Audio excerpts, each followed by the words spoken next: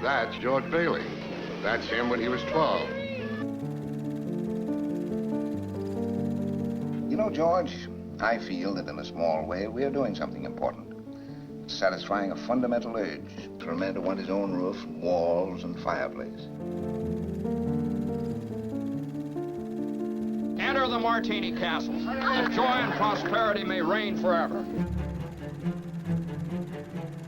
What does that get us? A discontented, lazy rabble instead of a thrifty working class. This rabble you're talking about, they do most of the working and paying and living and dying in this community.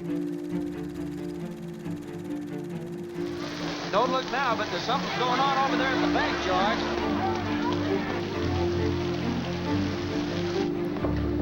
I beg of you not to do this thing.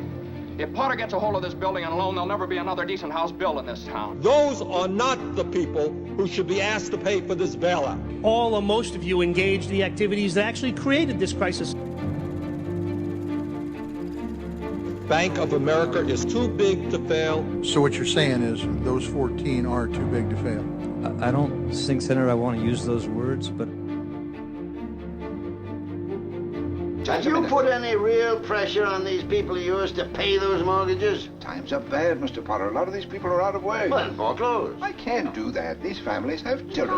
Not my children. Big cities across the country are seeing a big jump in the number of people losing their homes.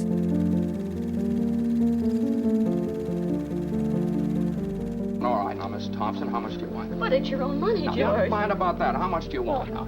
I can get along with 20, all right. $20, fine. And I'll sign the paper. You don't have to sign anything. I know you. You pay when you can. That's okay.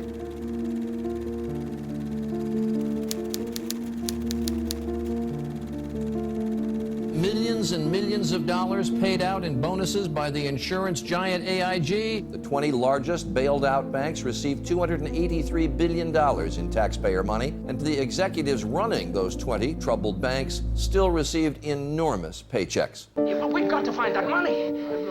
Uncle Billy, look, you realize what's going to happen if we don't find it? Banks are hoarding the money. It's like taking the American people's hard-earned tax dollars and slapping them in the face with it. Where's that money? You realize what this means? It means bankruptcy and scandal and prison. One of us is going to jail. Well, it's not going to be me.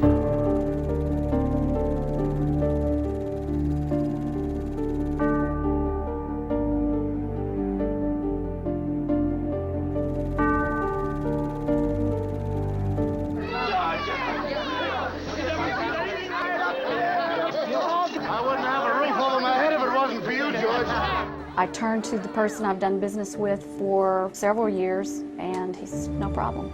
That person was CEO of a community bank. Banks like his have funds to loan, even while the larger banks have slowed or even stopped their lending. I don't have one single penny in any of your banks, not one, because I don't want my money put into CDOs and credit default swaps and making humongous bonuses.